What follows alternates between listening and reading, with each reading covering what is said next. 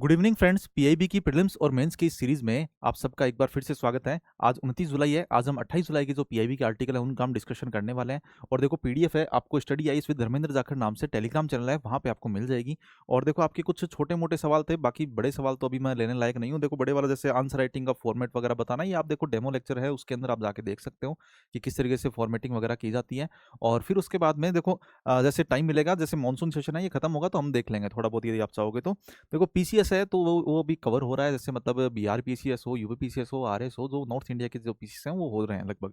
ठीक है, तो फिर 2 दिन मुझे एक्स्ट्रा वर्क के लिए थोड़ा सा टाइम चाहिए होता है। देखो कि आप ऐसे कह रहे हो सैटरडे संडे को भी है ना क्लास लो, या फिर सैटरडे संडे को ही लो, तो देखो पॉसिबल नहीं है, थोड़ा सा सार्थक सीरीज का काम चल रहा है। मैं कोशिश करता हूँ आपके लिए कि भाई जैसे 2 दिन को के अंदर उसको बांट के चलता हूँ। मंडे और ट्यूसडे को है ना वो पीछे वाले आर्टिकल है उनको थोड़ा थोड़ा लिमिट लेता रहता हूँ आपके लिए, कुछ भी छोड़ता भी नहीं हूँ और ज़्यादा बर्डन में नहीं आने देता। तो ये दोनों चीज़ें साथ में ही होती हैं, तो आपको है ना ज़्यादा वो लेने के लिए थोड़ा सा मेरे के लिए भी थोड़ा टाइम छोड़ो कि जैसे अभी और भी काम चल रहा है, थोड़ा फैमिली को भी देखना होता है, बहुत सारी चीज़ें होती हैं। ठीक है, तो फिर देखो आज बहुत सारे आर्टिकल हैं और वो इंपॉर्टेंट हैं, इसके अंदर काफ़ी सारे आर्टिकल इंपॉर्टेंट है प्री के लिए स्पेशली। कुछ कुछ छोटी छोटी चीज़ें हैं, माइनर माइनर चीज़ें हैं, वो देखना आप। आज है ना बहुत कुछ सीखने को मिलेगा आपको, चाहे आप कितने भी तैयारी किए हुए होंगे, लेकिन आपको भी है ना कुछ चीज़ें ना अच्छी मिलेंगी। तो देखो आज पहला आर्टिकल है कृषि विपणन का सुदृढ़ीकरण। जैसे एग्रीकल्चर मार्केटिंग है तो उसके सुदृढ़ीकरण के लिए कौन कौन सी स्कीम वगैरह चलाई जा रही हैं। जैसे आपको पता है, एक तो ई नाम है ना, जो एपीएमसी एक्ट है उसके तहत ई नाम है, मंडी है तो मंडियों को आपस में जोड़ने के लिए, इलेक्ट्रॉनिक तरीके से जोड़ने के लिए ई नाम हो गया कृषि विपणन के लिए। फिर ये पहली बात है, देखो राज्य सूची का विषय है, ये कृषि विपणन है, ये राज्य सूची का विषय होता है। और एग्रीकल्चर है तो देखो कृषि मंत्रालय के अंदर आती है, लेकिन क्या है कि जो एग्रीकल्चर का विपणन वगैरह या फिर ना उनकी जो उत्पाद वगैरह उससे बने हुए हैं, तो वो क्या है कि उपभोक्ता मामले का मंत्रालय है, उसके अंदर आएगा। ये थोड़ा सा एक्स्ट्रा फैक्ट है, ये आप ध्यान रखना। फिर उसके बाद में देखो एक भंडारण वगैरह के लिए भी आप है ना बहुत सारी स्कीम वगैरह देखते हो। ठीक है, प्रधानमंत्री किसान संपदा योजना हो गई, या फिर ना और भी चीजें हैं, तो वो भंडारण के लिए आप सोच सकते हो। फिर ई नाम है, तो ई नाम क्या है, इनाम के अलावा क्या है, एफपीओ है, फार्मर प्रोड्यूसिंग ऑर्गेनाइजेशन वगैरह है, तो ये भी है ना इसके लिए कृषि विपणन के लिए काफ़ी सारा काम करते हैं। ठीक है, तो ये सारी चीज़ें हैं, उसके अलावा भी हम है तो वो देख लेते हैं। देखो स्टेट लिस्ट है, एपीएफसी मंडी है, एफपीओज हैं, 10,000 नए ना एफपीओ बनाने की बात चल रही है। ई नाम है, तो ई नाम के बारे में हम बात कर चुके हैं। ठीक है, फिर उसके बाद में कृषि विपणन इंफ्रास्ट्रक्चर है, देखो अवसंरचना के लिए, भंडारण के लिए ना बहुत सारी स्कीम है। तो देखो आप जैसे भंडारण वगैरह करोगे तभी तो विपणन कर पाओगे, क्योंकि बहुत सारे जो एग्रीकल्चर के अंदर आइटम होते हैं तो वो पेरिशेबल होते हैं, जल्दी खराब होने वाले होते हैं। तो उनके लिए क्या है कि भंडारण सुविधाएं बहुत अच्छी होनी चाहिए, उसके बाद में आप ना विपणन के अंदर सहायता मिल सकती है। देखो भंडारण विपणन के लिए कृषि विपणन इंफ्रास्ट्रक्चर है, एग्रीकल्चर इंफ्रास्ट्रक्चर फंड है, यहाँ से भी फंड लिया जाता है कुछ इंफ्रास्ट्रक्चर बनाने के लिए। और बागवानी विकास मिशन है, एमआईडीएच है। ठीक है, हॉर्टिकल्चर डेवलपमेंट मिशन है, तो इसके तहत भी है ना बहुत सारी जो कोल्ड स्टोरेज बनाना, गोदाम बनाना, प्रसंस्करण इकाइयां वगैरह बनाना, ये सब बनाई जाती हैं। ठीक है, तो ये सब हो गई। फिर उसके बाद में देखो सबसे बड़ी अनाज भंडारण योजना है, पीएसीएस है, जो सहकारिता मंत्रालय है, तो उसके अंदर है ना जो प्राइमरी लेवल पे जो एग्रीकल्चर कमिटीज होती हैं, सहकारी समिति होती हैं, तो वो क्या है प्राथमिक कृषि ऋण समितियां हैं। तो ये बहुत सारे छोटे छोटे लेवल पे है ना भंडारण की सुविधाएं प्रदान करती हैं। तो ये सबसे बड़ी भंडारण योजना है, मतलब वर्ल्ड के अंदर भी इतनी बड़ी नहीं है। फिर उसके बाद देखो एक कंक्लूजन टाइप में है ना, यदि आप लिखना चाहो तो देखो ये नीति आयोग की रिपोर्ट है, मूल्यांकन रिपोर्ट है 2020 और 25, ये यहाँ तक के 20 से 25 तक के डाटा है, तो वो कह रही है कि आईएसएम, ठीक है, और ई नाम, ये सब है ना मतलब उचित मूल्य निर्धारण या फिर ना विपणन के लिए, इन सब के लिए बहुत ज़्यादा हेल्प कर रही है। ठीक है, तो ये कुछ रिपोर्ट का या फिर कुछ ऐसे नाम देते हो तो आपके जो आंसर है तो उसके अंदर थोड़ा वैल्यू एडिशन बहुत ज़्यादा अच्छा हो जाता है, थोड़ा इफेक्टिव हो जाता है आपका जो आंसर है। तो लास्ट में जब नंबर देता है कोई भी एग्जामिनर, तो उसको देख के ही देता है। फिर देखो आगे चलते हैं हम। ये तो हो गया एग्रीकल्चर मार्केटिंग का था, और ये मेंस के लिए था, स्पेशली प्री के लिए उसमें कुछ भी नहीं था।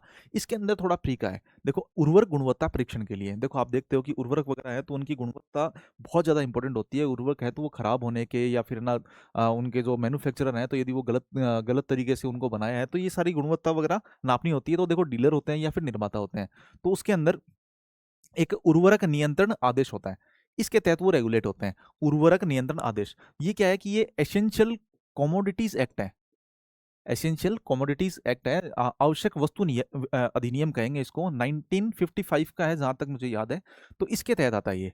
ठीक है, तो ये वस्तु नियंत्रण आदेश है, इसके तहत किया जाता है। अब देखो कुछ नमूने वगैरह है ना, एक प्राधिकरण है, मतलब जो जांच एजेंसियां मान लो या फिर ना कोई जांच करने जा रहा है, तो वो क्या है नमूने लेगा, और नमूने सैंपल लिए, और सैंपल को ये 3 जगह भेजेगा।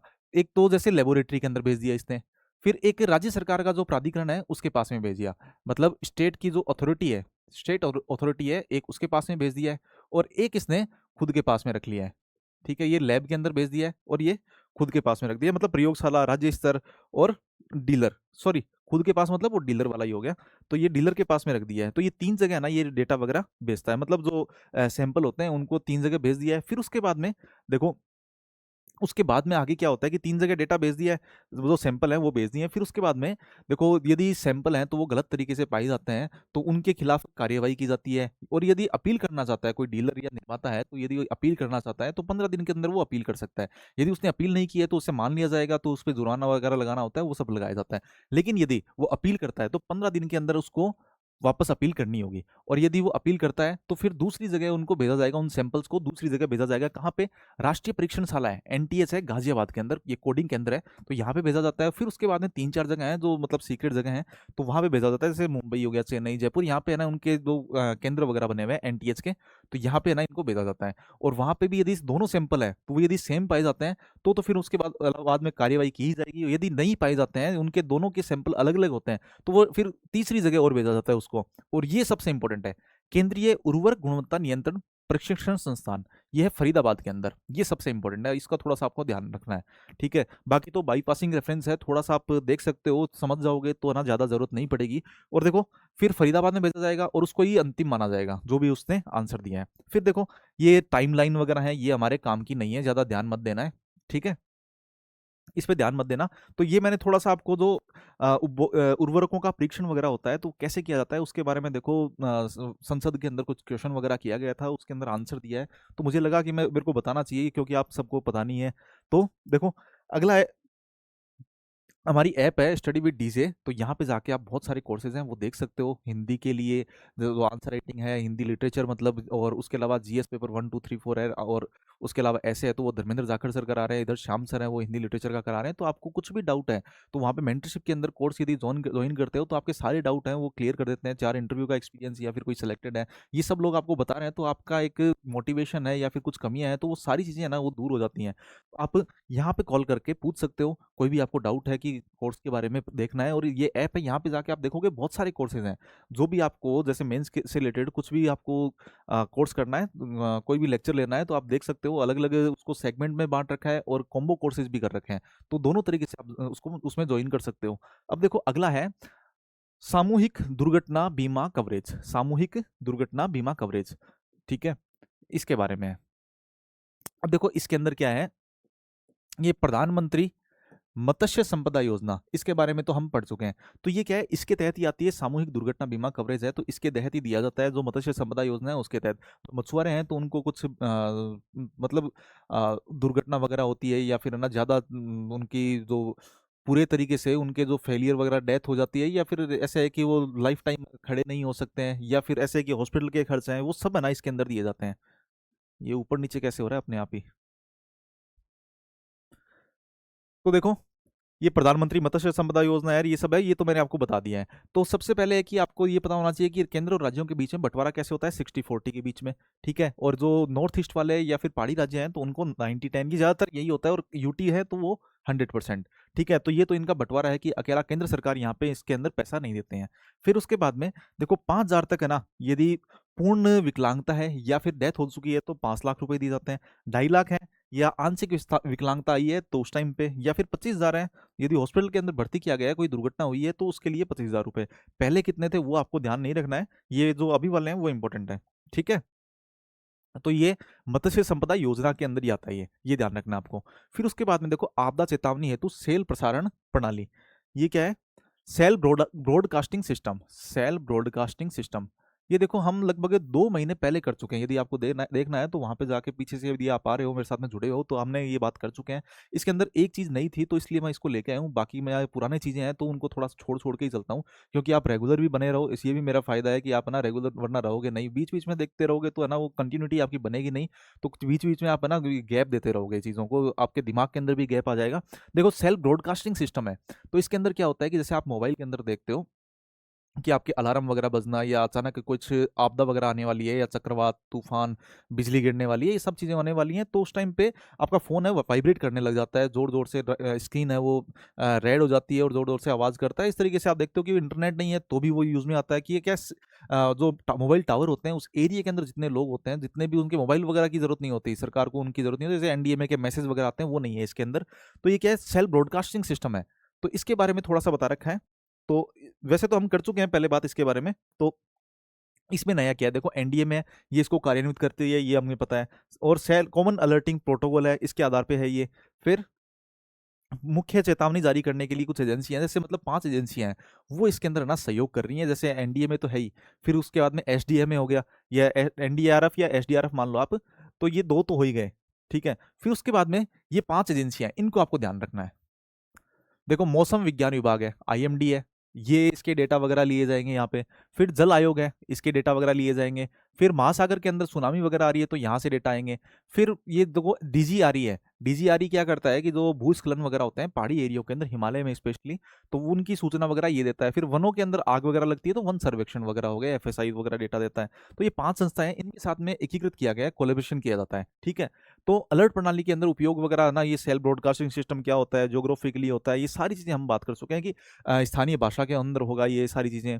व्यापक पहुंच है, बहुत सारे लोगों तक पहुंच है, क्योंकि इसका इंटरनेट नहीं होगा तब भी इसका यूज़ में आ सकता है, मतलब सरकार चाहती है तो उसको पहुंचा सकती है, यदि साइलेंट है तो भी है ना आप आवाज़ करने लग जाएगा। तो ये सारी चीज़ें हो गई। अब देखो ये मेंस के लिए है, साइबर अपराध निवारण के अंदर, इसके अंदर छोटी छोटी चीज़ें हैं, तो वो प्रीलिम्स के अंदर यदि पूछता है तो आपके लिए सहूलियत ही है, मतलब अच्छा है आपके लिए। लेकिन साइबर अपराध निवारण केंद्र है, इसके लिए साइबर सिक्योरिटी के लिए बहुत सारी चीज़ें हैं, उनको एक साथ में दे रखा है इसके अंदर। देखो पहली बात तो आपको ये पता होना चाहिए कि साइबर सिक्योरिटी ये राज्य सूची का विषय है, स्टेट लिस्ट का है ये, ठीक है। तो पहली बात तो ये हो गई। और देखो यदि आप देखो, जैसे अपराध है, अपराध तो क्राइम तो होता है जो स्टेट लिस्ट का हो ही गया, लेकिन साइबर है, साइबर क्या है कि टेलीकम्युनिकेशन वगैरह ये सारी चीजें आ जाती हैं, और ये आपको पता है कि केंद्र सूची के अंदर आता है, सेंट्रल लिस्ट के अंदर आता है।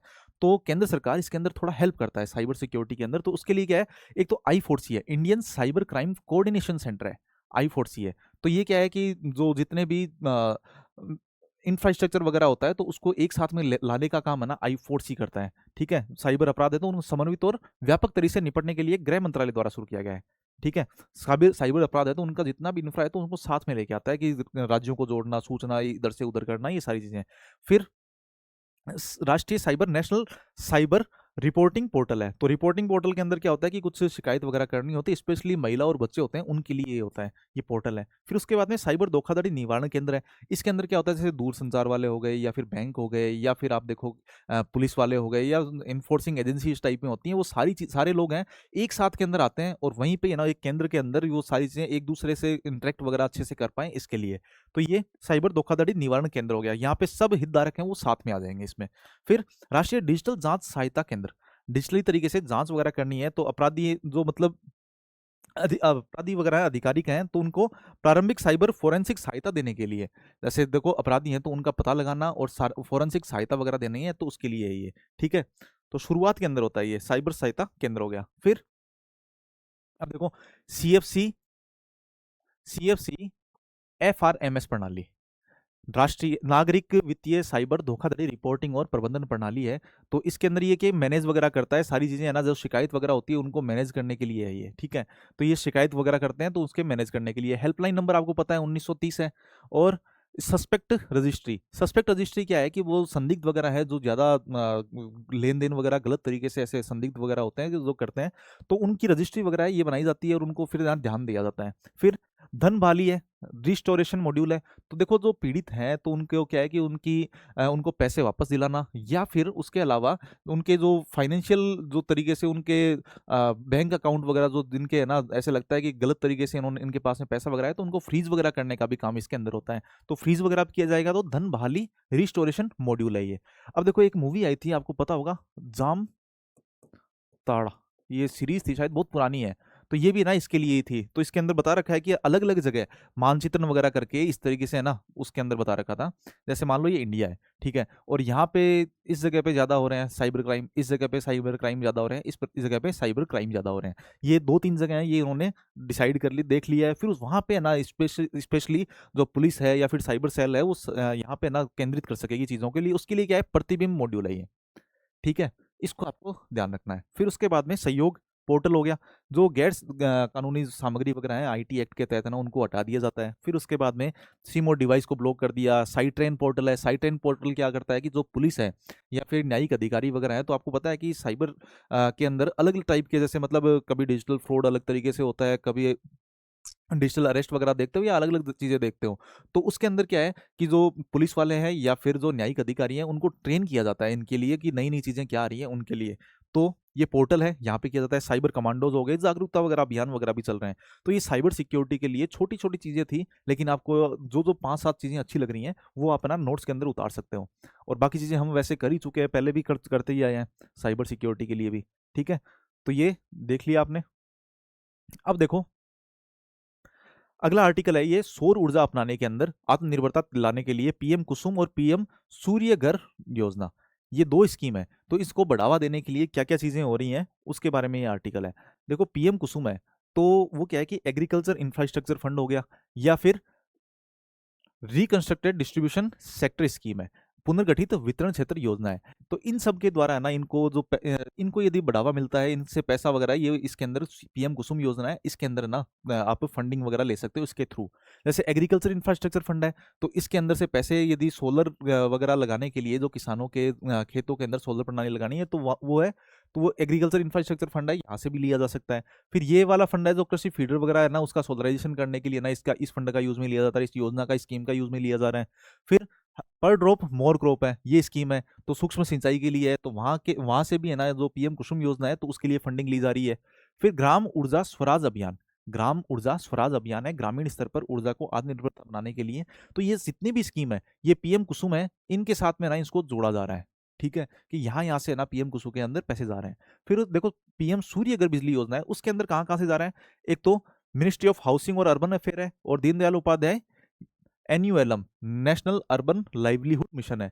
तो उनके सहयोग से जितने भी पैसे हैं, तो ये ना यहाँ पे इसके अंदर सूर्य घर बिजली योजना है, इसके अंदर जा रहे हैं। तो ये दोनों चीजें हैं कि इसके अंदर तो देखो सोलर दीदी वगैरह बनाना, उनको प्रशिक्षित करना, ये सारी चीजें तो इनके अंदर हेल्प हो रही है, आप देख ही रहे हो। फिर उसके बाद में डीएमएफ है, डीएमएफ निधि है, ये क्या है, डिस्ट्रिक्ट मिनरल फाउंडेशन है। उसके अंदर जितने भी पैसे वगैरह ये होते हैं, तो उसके सोलराइजेशन वगैरह के लिए भी ना, उनको नॉर्मल करने के लिए डिस्ट्रिक्ट मिनरल फाउंडेशन के अंदर ना, वहाँ के जो लोकल लोग हैं, तो उनको सोलर सुविधाएं उपलब्ध करवाने के लिए ये पैसा है। तो ये सूर्य घर बिजली योजना है, इसके तहत किया जाता है। अब देखो सबसे पहली बात है कि आपको ना सूर्य घर बिजली योजना है, तो उसके बारे में थोड़ा सा पता होना चाहिए। देखो मध्यम आय वर्ग के आर्थिक रूप से कमजोर परिवार हैं, तो उनके जो रूफ टॉप वगैरह सोलर वगैरह लगाना है, तो उसके लिए ना ये स्कीम लेके आई थी सरकार। अब सब्सिडी कितनी दी जाती है, 2 किलोवाट पीक तक, ये यदि रूफ टॉप सोलर आपको क्षमता वगैरह लगानी है, तो वहां तक ना आपको सब्सिडी दी जाती है।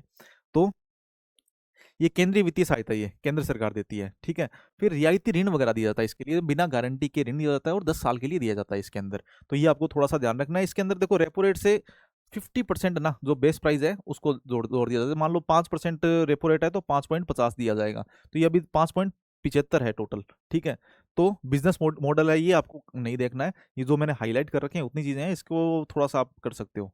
ये रेपो रेट वाला है ना, इसको भी कर सकते हो नोट। तो ये सारी चीजें हो गई। ठीक है, तो ये बाईपासिंग रेफरेंस था, इतना इंपॉर्टेंट तो नहीं था कि दोनों चीजें ऐसे हैं। लेकिन मान लो कि आपको पूछ लिया जाए कि ये एआईएफ है, तो यहाँ से पीएम कुसुम के लिए पैसा लिया जा रहा है या नहीं लिया जा रहा है, बिल्कुल लिया जा रहा है। तो ये दो चीजें हैं, इनको उस तरीके से याद रखना है जैसे मैंने बताया आपको।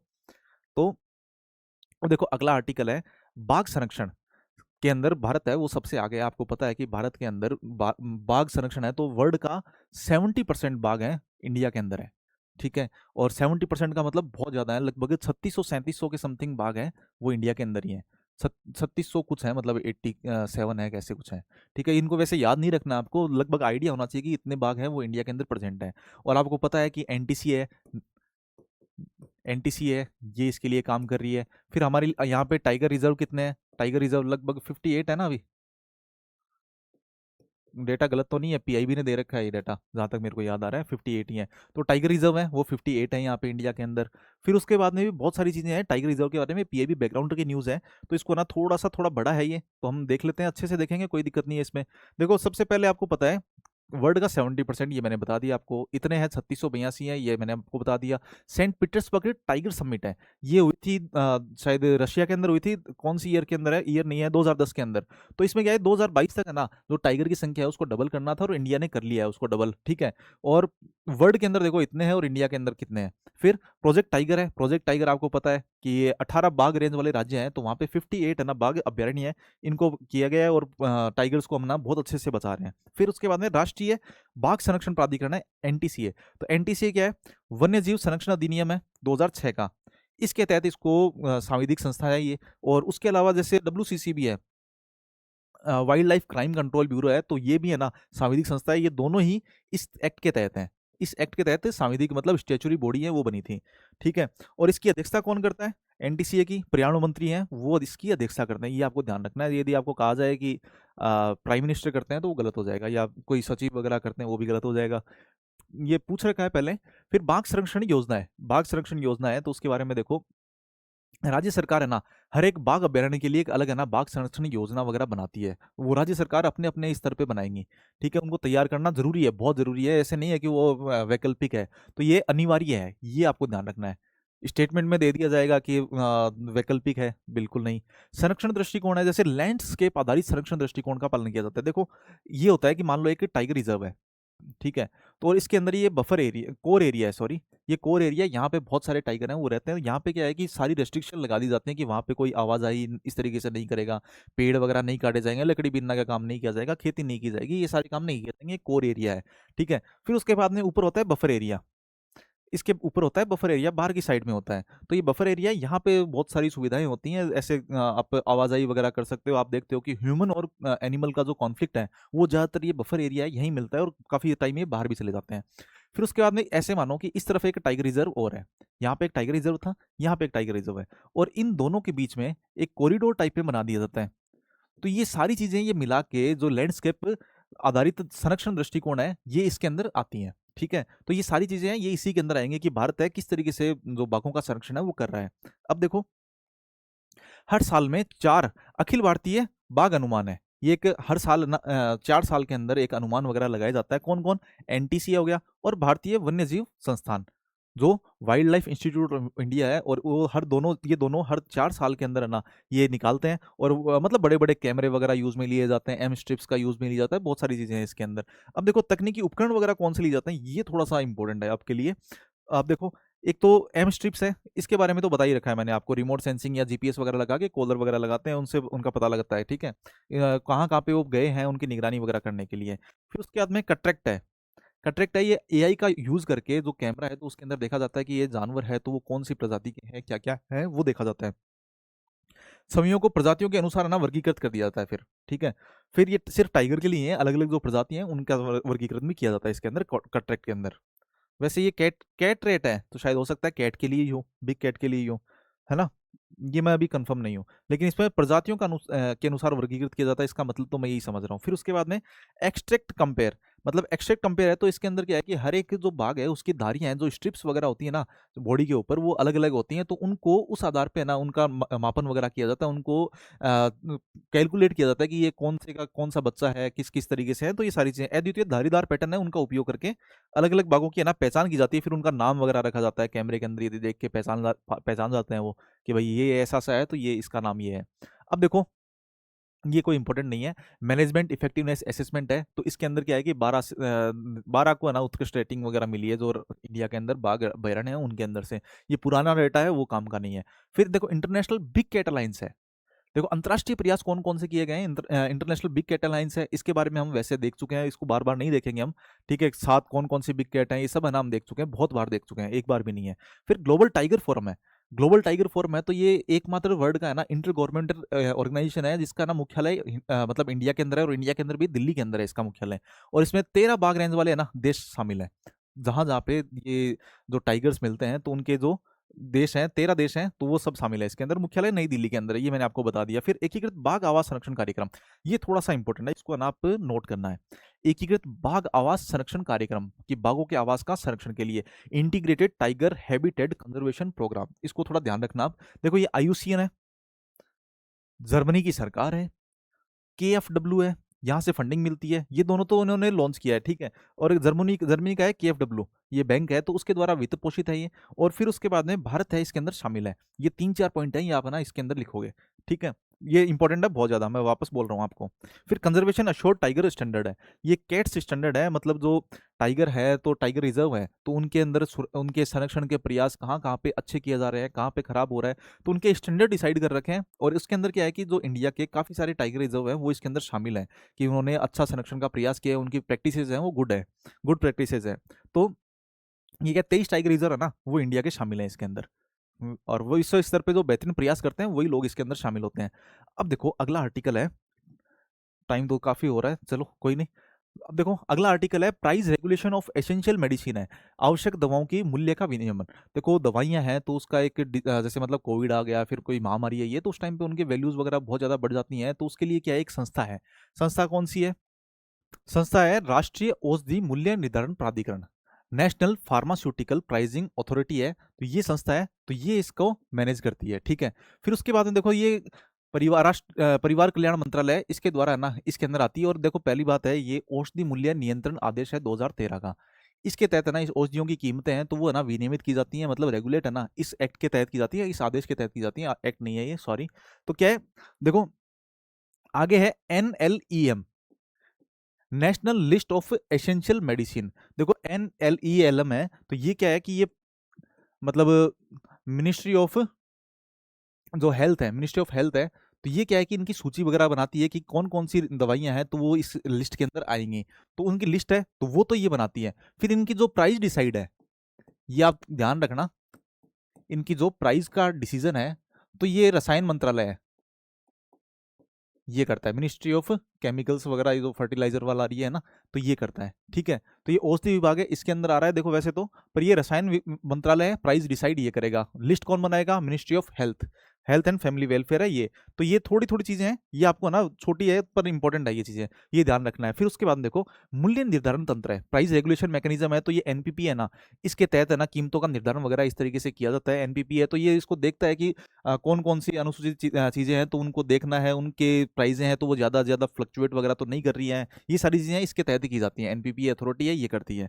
फिर उसके बाद में नई दवाएं हैं, तो नई दवाएं हैं तो उनके अंदर भी जैसे मतलब पुरानी दवाएं हैं उनके साथ में नई मिला दी जाती है, उनके रेट वगैरह भी ज़्यादा ना हो जाए, इनका भी ध्यान रखा जाता है यहाँ पे।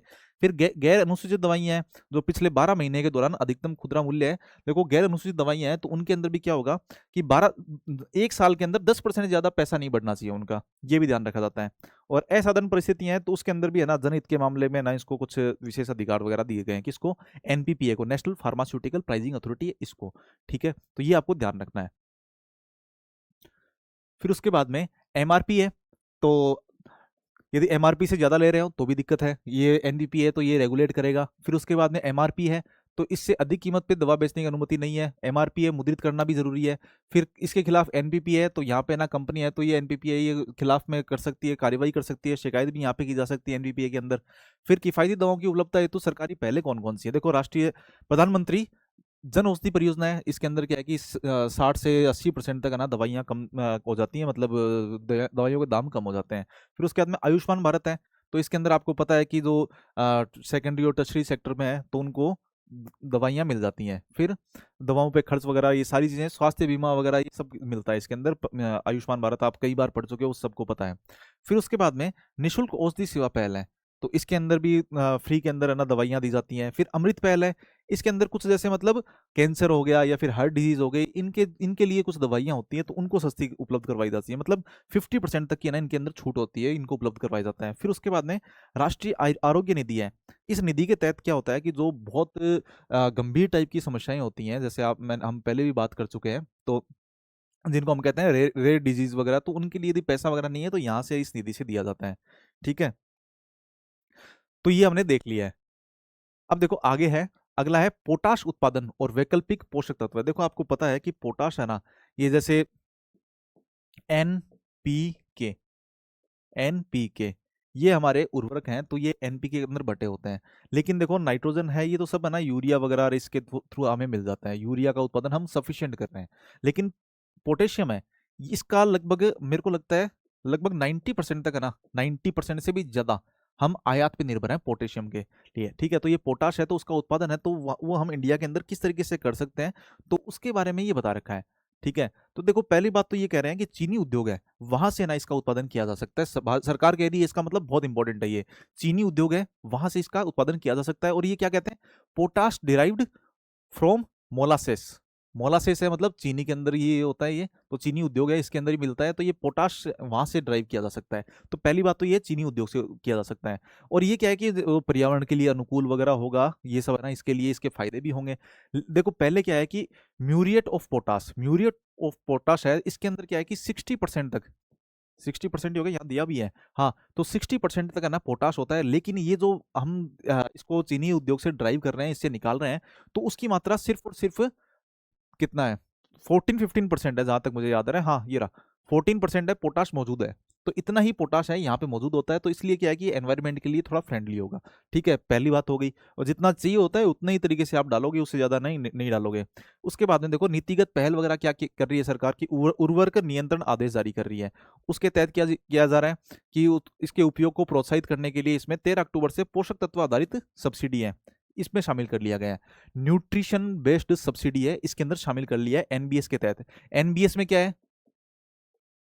देखो इसमें यूरिया नहीं आता है ना, तो पोटाश और के एनपीके हैं, तो इसके जो पी और के है ना, ये इसके अंदर न्यूट्रिशन बेस्ड सब्सिडी है, तो इसके अंदर आते हैं। यूरिया नहीं आता है, यदि आपको प्रीलिम्स के अंदर क्वेश्चन में पूछा जाता है तो ये इसके अंदर नहीं आएगा, ये ध्यान रखना, ठीक है। और फिर उसके बाद में सब्सिडी और मूल्य निगरानी है, तो देखो संयुक्त कार्य बल वगैरह इस तरीके से बनाए जा रहे हैं, वो इंपॉर्टेंट नहीं है आपके लिए, जो इंपॉर्टेंट था वो मैंने बता दिया आपको, ठीक है। फिर आगे चलते हैं। अब देखो ये पोटेशियम पोटाश है तो ये कहाँ कहाँ मिलता है, देखो एक तो पहली बात तो है कि हम चीनी उद्योग है वहां से ले लेंगे, फिर दूसरा है कि हम भूमि से भी तो निकाल सकते हैं, जमीन से भी निकाल सकते हैं। तो जमीन से निकालने के लिए ये राष्ट्रीय महत्वपूर्ण खनिज नेशनल क्रिटिकल मिनरल्स मिशन है, तो इसके तहत ना पोटेशियम है, तो उसके उत्खनन के लिए प्रयास किए जा रहे हैं। कौन कर रहा है, जीएसआई है, ये इसने प्रयास तेज कर दिए हैं, और आईसीआर है उसने भी प्रयास तेज कर दिए हैं। अब देखो पहले से क्या है कि राजस्थान और पंजाब है, तो यहाँ पे क्या है कि ये पोटाश है मिलता है, जैसे राजस्थान है, तो राजस्थान का मैप मतलब इस तरीके से आप मान लो, तो ये राजस्थान है और ये पंजाब है, ठीक है। तो यहाँ पे ये जो ऊपर वाला एरिया ना, इस जगह यहाँ पे, ठीक है, तो यहाँ पे मिलता है पोटाश। तो संसाधन वगैरह एमएमडीआर अधिनियम है, उसके बाद में हो गया, कोई काम का नहीं है। देखो अब पोटेशियम है तो ये बायो फर्टिलाइजर के द्वारा, देखो दो तरीके से मैंने बता दिया है। पहली बात है कि हम जो मतलब यहाँ से भूमि से निकाल रहे हैं, फिर उसके बाद चीनी उद्योग से निकाल रहे हैं, और तीसरा है बायो फर्टिलाइजर के तरीके से, जैव है, जैव जो सूक्ष्म जीव है उनके द्वारा भी निकाला जा सकता है। तो आईसीआर है वो इसके लिए काम कर रहा है, बस इतना ही है, ठीक है। तो तीन तरीके से ये कोशिश की जा रही है, भारत सरकार कोशिश कर रही है पोटेशियम के लिए। अब देखो छोटी छोटी है ये हो चुके हैं वैसे तो, लेकिन क्या है कि छोटे छोटे आर्टिकल हैं तो उनको एडिंग की जरूरत नहीं थी, मुझे लगा कि ना, इसलिए मैंने इसको डाला है। देखो पहली बात है पीएम ई ड्राइव है, तो भारी उद्योग मंत्रालय इसके तहत आएगा, मिनिस्ट्री ऑफ इलेक्ट्रॉनिक्स वगैरह इसके तहत नहीं आएगी ये स्कीम। और इसके अंदर क्या है कि ईवी के जो तेजी से अपनाना वगैरह, इंफ्रास्ट्रक्चर वगैरह बनाना, चार्जिंग स्टेशन बनाना, ये सारी है ना इसके अंदर काम किए जाते हैं। और देखो 31 मार्च तक टीयर 2 और टीयर 3 है, सॉरी ये 31 मार्च वाला तो अलग है, कार्यान्वयन अवधि हो गया कि मतलब 2028 तक ना इसको बढ़ाया गया है। और टीयर 2 और टीयर 3 वाले शहर हैं या आकांक्षी जिले हैं, तो यहाँ पे ना इसी स्कीम को लागू किया जा रहा है। अब इसके तहत देखो एक फेम इंडिया भी स्कीम है, पीएम ई ड्राइव है, इससे बहुत सारी स्कीम है। तो ये पीएम ई ड्राइव के बारे में बात कर रहे हैं। इसके तहत देखो जो प्राइवेट व्हीकल है उनको नहीं शामिल किया गया है, ये ध्यान रखना है आपको। और E2W जो मतलब टू व्हीलर हो गए या इलेक्ट्रिक व्हीकल वाले, तीन पहिया हो गए, ट्रक हो गए, एम्बुलेंस हो गई, ई बस हो गई, इन सबको ना शामिल किया गया है। और उनके लिए कुछ पैसे वगैरह दे रखे हैं, इसको ना आप देख लेना, यदि आपको नहीं पता है तो ये देख लेना कि कितने किलोवाट आवर तक है ना इतना इतना पैसा मिल रहा है और कितने परसेंटेज तक मिल रहा है। मतलब कि उनकी एक्स जो शोरूम प्राइस है, बाहर निकलते टाइम जितनी प्राइस होती है उसका 15% तक ही दिया जाएगा, ठीक है। ये है। अब उसके बाद में अगला है कि जो स्मॉल फूड वेंडर हैं, तो उनके पंजीकरण वगैरह के लिए ना कोई एक छोटा सा आर्टिकल था कि स्ट्रीट वेंडर अधिनियम है 2014, उसके तहत है ना इनको कुछ छूट वगैरह ऐसे दे रही है सरकार। तो उसके बारे में बता रखा था कि उनका पंजीकरण है तो 5 साल के अंदर, ऐसे नहीं है कि 5 साल के बाद में आपका खत्म हो जाएगा, और 5 साल के अंदर भी कर रहे हो तो उनका फ्री के अंदर पंजीकरण वगैरह किया जा रहा है। तो ये सारी चीजें कि शुल्क है, शुल्क नहीं लगता है। और आप फेरी वाले रेडी वाले हो तो आपके लिए ना, जैसे आप पीएम स्वनिधि स्कीम है वो भी देख रखी है आपने, तो उसके लिए पंजीकरण वगैरह वो नहीं किया जाएगा, मतलब फ्री के अंदर कर दिया जाएगा, और बार बार पंजीकरण कराने की जरूरत नहीं है। तो इसके बारे में ये दे रखा था, ज्यादा इंपॉर्टेंट नहीं है। अब अगला आर्टिकल है वाणिज्यिक कंटेनर मालगाड़ी है, ये पहली है, ये नेपाल पहुंची है, ठीक है। भारत की पहली सीधी वाणिज्यिक कंटेनर की मालगाड़ी ये नेपाल पहुंची है। ठीक है, तो ये कहाँ से कहाँ है ये इंपॉर्टेंट है, देखो पीसीएस के लिए इंपॉर्टेंट है। लास्ट के अंदर देखो आप इसलिए लाता हूँ इनको। कोलकाता बंदरगाह है यहाँ से लेके, और विराटनगर है ये नेपाल के अंदर है। तो यहाँ तक है ना, ये जा रही है 40 डब्बों वाली मालगाड़ी। ठीक है, फिर इसके अंदर देखो एक चीज है, इससे पहले भी है ना इंडिया है यहाँ पे, जोगबानी इंडिया के अंदर है और विराटनगर नेपाल है। इसके अंदर एक ब्रॉडगेज रेल है, लिंक है, ये पहले से बन चुका है, अब मालगाड़ी शुरू की गई है। तो ये जोगबानी है इंडिया के अंदर, विराटनगर नेपाल। ये भी आपको ध्यान रखना है, ये पहले का है। ठीक है, ये और ये दो चीजें याद रखोगे आप बस। आगे चलते हैं। देखो एक भारत का समुद्री कार्यबल है, एक रिपोर्ट आई है, इसको कह रहे हैं बिमको आईसीएस सीफेयर वर्कफोर्स रिपोर्ट। कि मतलब जो मर्चेंट नेवी के अंदर वर्कफोर्स काम कर रही है, तो वो इंडिया के अंदर बहुत ज्यादा है। इंडिया सेकंड नंबर पे आता है सबसे ज्यादा जो मर्चेंट नेवी के अंदर। देखो नेवी और मर्चेंट नेवी में अंतर होता है, आपको पता ही होगा। तो मर्चेंट नेवी में जितने लोग काम करते हैं, वो इंडिया सेकंड स्थान पे है। पहले स्थान पे है फिलीपींस। तो ये रिपोर्ट आई है, इसके अंदर बताया हुआ है, और सरकार ने इसको बताया कि हम है ना जो मतलब फर्स्ट देश भी है ना हम बनने वाले हैं, बन जाएंगे, कब तक बनेंगे अभी क्या है कि हमारा टारगेट है। अभी तो हम 12.16% है ना, वैश्विक समुद्री जो कार्यबल है उसके अंदर इतने परसेंट ही हैं। और दुनिया के कुल अधिकारियों के अंदर हमारा परसेंटेज और भी ज्यादा बढ़ जाता है। ठीक है, ये अधिकारियों का कार्यबल है। और अब देखो 20% तक है ना हम इसको ले जाएंगे। जो टोटल मर्चेंट नेवी के अंदर काम करने वाले लोग हैं उनका 20% जो इंडिया के ही होंगे, वो हमारा टारगेट है। तो ये आप थोड़ा सा देख लेना कि इसके अंदर कौन कौन से थोड़े एक्ट वगैरह भी दे रखे हैं। अंतर्देशीय पोत अधिनियम अभी 2021 में 25 में बहुत सारे एक्ट वगैरह है ना इसके लिए आए हुए हैं। तो सरकार ने बहुत सारे प्रयास किए हैं उनकी शिक्षा प्रशिक्षा और डिजिटलीकरण वगैरह के लिए। तो हम देखते हैं कि जैसे मेरी टाइम इंडिया विजन है 2047 वाला, उसके अंदर यदि आप इस रिपोर्ट को मेंशन करना चाहो तो आप कर सकते हो, शुरुआत के अंदर ही कर सकते हो। ये भी चाहते हो तो यदि शुरुआत में कर सकते हो, या पॉइंट के अंदर लिखते हो तो ये कार्यबल है तो वो बढ़ रहा है, तो इस रिपोर्ट के अनुसार है ना इतना है। तो मेरी टाइम इंडिया विजन के अंदर क्वेश्चन आता है तो आप है ना इसको सीधा मेंशन करो। और मिशन है 20% तक, ये आप ध्यान रखना। ठीक है, तो इसको थोड़ा सा और देख लेना आप यदि चाहो तो, पॉज करके। अब देखो थोड़ा सा ये नीचे और दे रखा है। देखो एक तो ये ध्यान रखना, मैंने अलग से लिया था इसको, समुद्री विकास कोष है, मेरी टाइम डेवलपमेंट फंड है। ठीक है, इसको इंग्लिश में मैंने बता दिया आपको, आप इंग्लिश मीडियम वाले हो कहोगे कि डाला नहीं है इसमें। तो मेरी टाइम इंडिया फंड है, मेरी टाइम डेवलपमेंट फंड है। तो ये क्या है कि 20,000 करोड़ रुपए का है। ठीक है, और समुद्री निवेश कोष है, और ये 5,000 करोड़ रुपए का ब्याज प्रोत्साहन कोष है, ये भी शामिल है इसके अंदर। ठीक है, तो ये थोड़ा सा आप देख लेना इसके अंदर। अब देखो ये लास्ट आर्टिकल है जहां तक है, तटीय माल परिवहन प्रोत्साहन योजना है, ये एक अलग से कोस्टल फ्रेट इंसेंटिव स्कीम है, इसके बारे में भी आर्टिकल आ रखा था। तो इसमें देखो बजट है 2026, इसके अंदर ना इसको घोषित किया गया था, कोई इसको तटीय माल परिवहन प्रोत्साहन योजना है। तो इसको घोषित किया गया था 2047 तक, क्या है कि अंतर्देशीय है, मतलब जो देश के अंदर चलने वाले और तटीय क्षेत्रों में जो चलने वाले जो नौका वहन है, तो उसको 6% से बढ़ा के हम 12% करने की योजना है अभी। ठीक है, कि अभी 6% ही है, उसको बढ़ा के हम 12% तक लेके जाएंगे। तो तटीय नौवहन को बढ़ावा देने के लिए प्रमुख छूट वगैरह दे रखी है इसके अंदर, कि 40% तक है ना, बंदरगाह शुल्क वगैरह है, पोर्ट चार्ज है, तो उसके अंदर 40% तक जो प्राइस है उसको कम करेंगे। फिर बंकर ईंधन है, बंकर ईंधन का मतलब है कि बड़े बड़े जो जहाज हैं, तो उनके लिए जो फ्यूल चाहिए होता है, तो उसको जीएसटी को 18% से 5% ही कर दिया सरकार ने। ये सब है ना इस बजट के तहत किया गया था, इस बार के बजट के अंदर था, और बाद में अब इसके तहत सरकार ने ये छूट वगैरह दी है कि हम इसके लिए प्रयास कर रहे हैं। फिर उसके बाद में परिचालन सुधार के अंदर भी है ना हम बहुत सारा काम कर रहे हैं, कि टर्न अराउंड समय है तो उसको कम करने की कोशिश कर रहे हैं। टर्न अराउंड समय क्या होता है, देखो एक बार मैं टाइम देख लेता हूँ, हाँ काफी है, चलो जल्दी करते हैं थोड़ा सा। टर्न अराउंड समय है तो देखो जैसे एक जहाज है, जहाज क्या है कि एक पोर्ट के ऊपर आता है, बंदरगाह पे आता है, तो उसको ना घूमने के अंदर जो उसको वेट करना पड़ता है कि मेरा टाइम कब आएगा जिस टाइम पे मैं अपना सामान उतारूंगा। तो उसके लिए क्या है कि टर्न अराउंड समय है तो उसको कम किया जाएगा, कि जो पहले है तो उसको है ना पहले, और बाद वाले को थोड़ा बाद में ही रोका जाए। तो जो पहले पहुंच गया तो उसको पहले खाली करवा दिया जाए। तो ये ग्रीन चैनल क्लियरेंस वगैरह व्यवस्था भी शुरू कर दी है, ऐसे बहुत सारी चीजें हैं। तो विधायी अवसंरचना के लिए भी सरकार तटीय नौवहन कानून, इससे पहले वाले आर्टिकल के अंदर भी हमने देखा था।